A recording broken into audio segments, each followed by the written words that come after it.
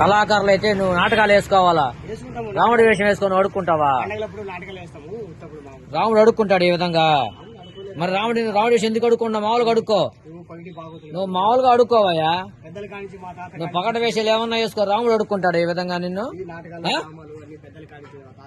మీ తాత అడుక్కోమని చెప్పాడు రాముడి వేషం వేసుకొని.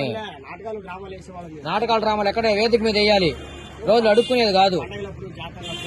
నువ్వు రాముడిని అడుక్కునేది ఏమైనా చేస్తుండవు, ఆ పాపం అనుభవిస్తావు, ఖచ్చితంగా అనుభవిస్తావు. ఇప్పుడు చేసిన పాపానికి అడుక్కుంటుండవు శుద్ధంగా, కాలు చేతులు బాగా పెట్టుకొని. ఏం వృత్తి? ఏ దేవుడు వేసేసి అడుక్కోమని చెప్పి వృత్తే?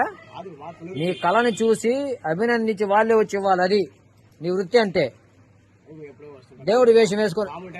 నువ్వేవయ్యా, నువ్వు నాటకాలు వేయి, ఇటు రోడ్లో అడుక్కుంటాడు రాముడా. పాపం చేస్తున్నావు, ఆ పాపం అనుభవిస్తావు. నువ్వు ఎప్పుడోసారి తప్పుడు చేసి నిన్న రోజు కాకుండా తప్పు చేస్తున్నావు, ఆ పాపం అనుభవిస్తావు నువ్వు. భగవంతుడే ఉన్నాడు, అదే చెప్తున్నా.